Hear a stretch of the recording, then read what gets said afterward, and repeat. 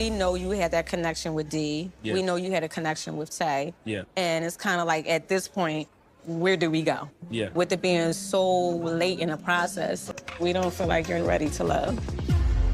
Yeah.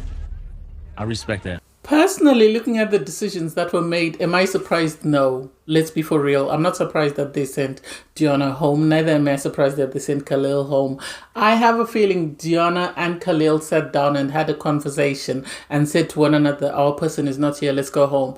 I'll send you home, and the girls most probably are going to send me home, and that's okay because there's nothing for us here outside of just being on TV. And that's the impression that I get, because their sudden turnaround didn't make sense. They've been saying they're sort of trying to find out if they're friends or not. So for them to suddenly say, well, we're just friends, and then for him to go and break things off with Tay when Tay was saying she has some things in common, leads me to believe that production needed good people on the show for a couple more weeks. They didn't want Calil to go home, neither did they want Deona, so this is why they kept them, even though their connections had gone home.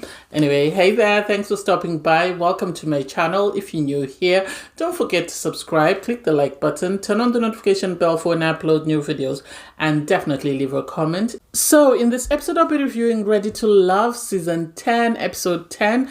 So, we then get to find out who is being sent home. We have Angie sit down with Cam, and we have Deona sit down with Calil. It makes... I sort of get it, but part of me is side-eyeing Cam, because Cam had a conversation with Angie, and Angie was saying, I'm worried because you and I have recently fallen out, so I don't know whether you're still open to exploring a connection with me or whether it's time for me to go home. Cam said he was upset that she walked away from him. She said she was upset he walked away from her. I think they have a physical attraction. That said, I don't know whether there's the emotional, spiritual, psychological connection, but a sexual attraction, it is there. That I cannot dispute. And so am I surprised that, she was asked to stay? No, I'm not. Because it seems Cam production are giving him whatever he wants. Because at the end of the day, he's the one with the most connections out of everybody else. And yet he's not letting go of any one of his connections. I have a feeling because he agreed to keep Sahara, this is why he's allowed to keep the other women. I assume production wanted Sahara on the show, and because of that, he is allowed to keep as many connections he wants. Deona sits down with Calil. Calil sort of asks her, he tells her, I can't read you, so I want to understand, when you look at us, do you see a relationship or do you see a friendship? She said, I see a friendship. I see a friendship, and sadly, she more or less implied that her person wasn't there. I don't think that's the first time they had that conversation. I have a feeling they had that conversation once it was decided that she was in the bottom, or once they realized that there was nothing there physically. Yes, she's right to say she comes across too independent. Yes, she does. She comes across too independent, and I've said this before, I'll say it again, she comes across very judgmental, in the sense that if a guy doesn't fit the little box that she wants, then she's done and she's ready to move on. And sadly for her, unless she sort of alters what she's looking for and prioritizes what she thinks is priority, and then is ready to overlook some of the other things, she's going to struggle. She was told she's not ready to love, and she agreed with it. She said at the end of the day, this is the right decision. I am ready for love, but my person is not here. And that's okay. At least she understood that her person wasn't there, and she was willing to accept that, and she wasn't defiant or didn't say anything controversial. So I love that for her. Because Deona had left, I think the mood was very low, so they all said we've decided to play a game. And this game was more or less a never have I, but they just didn't call it never have I. So a card would be read, and then people would take a drink. If that applies to them, if it doesn't, then you just sit there. So the first one was, if you only date one person, drink. Majority of them drunk, obviously, even though I think people don't want to be judged. If you love to push buttons, drink. And then you had Kiara say to Jay, you need to drink because you really like to do that. And it's like, oh, this is being a bit petty. If you think sex before marriage is important, people took drinks because they said they wanted to test drive the car. If you ever watched yourself in the mirror during sex, you had people, drink, and Angie said, well, she needed her glasses to see herself. If you've had toys on you during sex, you had the likes of Cisco taken aback. I don't think this is something that he does, so he was surprised by that. But Tay drank, so he's going to have to learn. If you give 100% in your relationships, If you love commitment, if you're excited about your future relationship. You then had Tay say, because of some of the things that Calil had drunk to, she found that they had a lot more in common. So it was a matter of her saying to see, sort of assessing to see whether that sort of overshadowed whatever she and Cisco had, which we all is a lie. And then if you love spontaneous sex, everybody drank, but Tay didn't. And they were teasing her and saying, oh my God, she wants to schedule everything before it takes place. Just like, well, it is what it is. In the morning, there was this conversation that I didn't understand. You had Calil and Tay sit down for a chat. And personally, I feel like Tay has the same problem Deona has, in the sense that they're both very judgmental when it comes to who they want as a partner. The only difference is Tay is able to sort of tap into a feminine side and allow the men to feel empowered, whereas Deona doesn't do that, and I think this is why she struggled. Anyway, they sat down for a conversation. They were saying they're great friends and they have a great connection. They then started talking about a timeline on children, and he says he wants children in 4 years. She says she wants children in 2 to 3 years. She doesn't want to wait until she's 40, and it's like, well, this shouldn't really be a deal breaker. At the end of the day, the both of you want children. That's it. Yes, you need to sit down and have a conversation to see whether there's a way you can sort of align that you become pregnant at the end of the 3-month mark and then give birth by the time it's 4 years, because it's not like in 4 years time when you want a child you're going to get pregnant first go round. It might take a bit longer. So I understand her reservations, but I also understand where he's coming from, where he says I want to get to know my partner first before I decide whether or not we want to have children. They then agreed that it was a deal breaker and they were just going to remain friends, and that was the end of the road.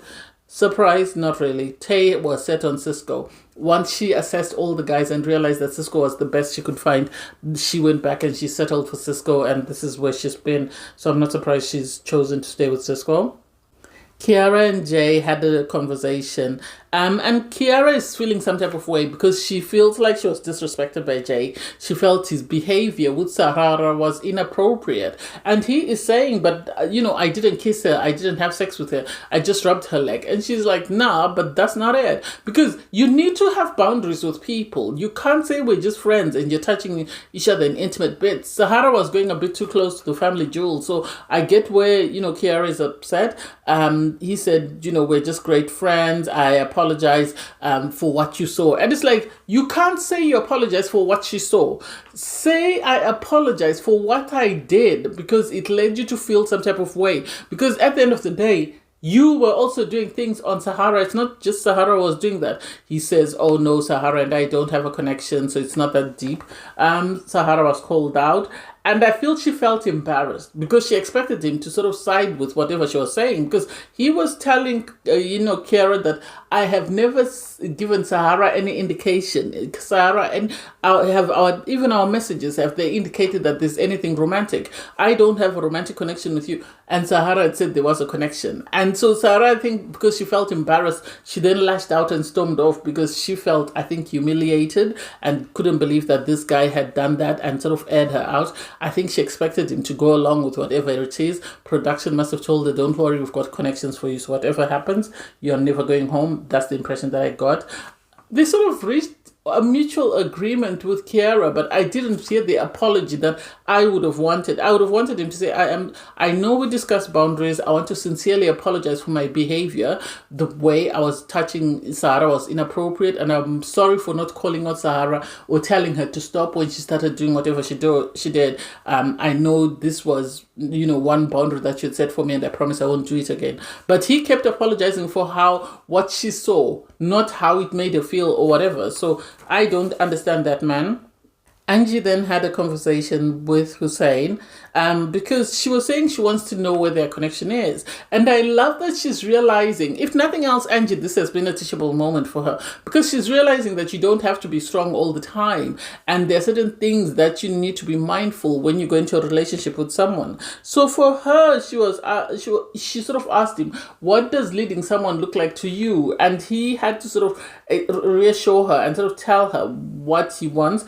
And so I love that they were able to discuss that. I love that he was able to sort of let her know that I deal with, people leading me at work. When I come home, I don't want to be led. Let us have a partnership. Let me lead you from time to time. That's more or less the gist that I got from that conversation. And they really seemed at peace. I think either Cam or Hussein are good for Angie because they will pacify her. They will sort of compliment her in areas whereby she's always had to be on 10. She will have to sort of be comfortable and feel like she can reduce herself to a more comfortable speed for herself, which is maybe a 6 or a 7. But at the moment, I think she's constantly in fight or flight mode. That's the impression that I get. Rose and Cam, their conversation was interesting because Cam, personally, I feel like Cam's number one is Rose. But the problem is he has these 2 other people that he doesn't want to let go of. One, because he's got this physical attraction with Angie. And then with Sahara, I feel like it's a production agreement. I feel like it's production that set it up. Because I love that she told him, I want consistency. You can't say you want me to prioritize you when you're not giving me consistency. When I'm constantly watching you around the house, chasing other girls, and having to be scheduled into a rota. Why should I fight for that when I have someone I'm sharing a room with who is making all the time in the world for me? And I love it because it was able to let him see that, oh, you're playing a dangerous game. You had, Jay and Kiara, well, they sort of made up. It was a little makeup. I think Kiara is going to continue to keep going and hammering on this thing until this man gives her the apology that she wants. And sadly, he doesn't seem to have the bandwidth. He's spoken to Calil. He's able to understand that he was wrong, but he doesn't sort of compute it that he needs to apologize a certain way in order for her to sort of accept that. Tay and Cisco were outside. He gave her a massage. He sort of spoke about the fact that he wants a woman by his side who's going to be his loudest cheerleader, someone who's going to allow him to set goals and sort of manage and sort of achieve those goals. I don't know. I really don't know because this financial problem is going to continue to linger until he gets financial stability. Do they have sexual attraction? Yes. Do they like one another? Yes. Do they have a lot of things in common? Yes. Outside of the job and financial status and a house. And I think this is where Calil was sort of overshadowing this man, but Calil has decided he doesn't want to be a part of the treadmill and he has decided to step off. In the morning, everyone packs up, they are ready to go. You have, people discussing their connections, how they feel their time in the house went and how, they feel they're going to move forward. And it really seemed cute. I love Rose in the sense that she can sort of align with Cam and with Hussein. What I think is Hussein and Cam are very balanced guys and either one of the girls will be good enough for them because they seem like they are adaptable. It's just for the ladies to adapt to whatever they want or whatever they hope to have in this relationship. The girls then meet up with Tommy in the vault and Tommy asks, the girls to sort of discuss their experience or their connections. First up is Tay. She says Cisco is blessed with his hands and everyone was taken aback. And then she said, oh, he gave me a massage and I could actually see it. She was smitten. They were, cooking with gas. Calil, she said, we have a different timeline on kids. He wants to wait 4 years. I want 2 to 3 years. And it's like, even if you get married 2 to 3 years, there's no guarantee that you're going to be pregnant within that time frame unless you start trying for a baby as soon as you get married. That's the problem. And I don't think she's looking at that.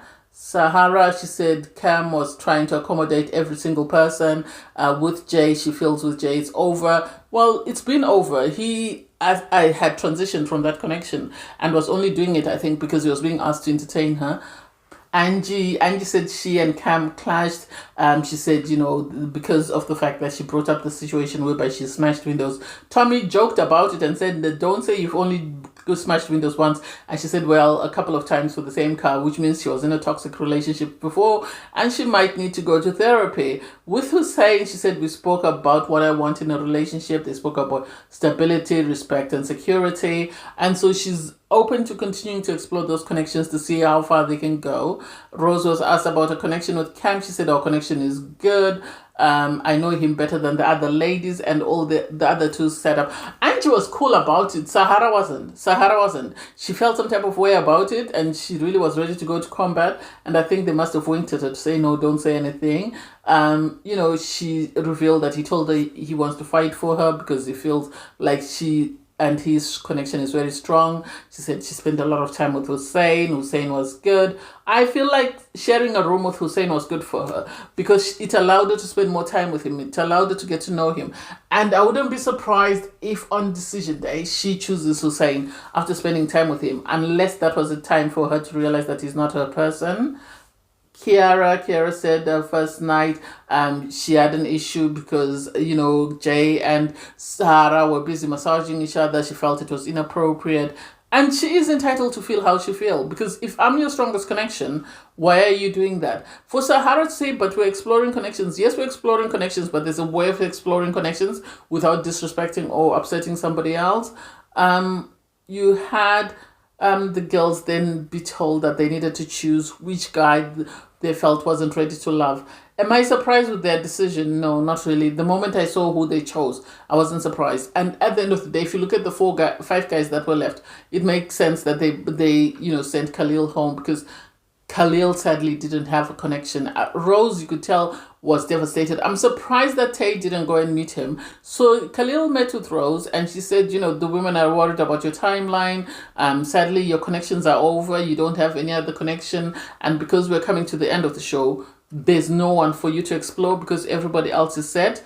And it's really sad. It's really sad because I don't think there was anyone else he could have explored. I really don't. I don't think so. I think maybe the people he could have explored are already gone home. Am I surprised he was told he's not ready to love? No, I'm not.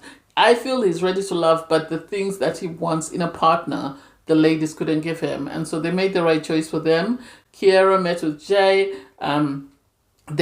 She's brought up the issues about crossing boundaries and feeling disrespected and how embarrassed she was. He tried to apologize, but I still didn't buy the apology. So that, I don't know how long that will last. If they are in a relationship, they actually need a mediator to sit them down and teach them how to have constructive feedback and how to take accountability and apologize when you feel like, or when your partner feels offended. But anyway, thanks everyone for watching. Please don't forget to like, share, comment, and subscribe, and click the link in my video to watch my review from episode 9. Bye everyone.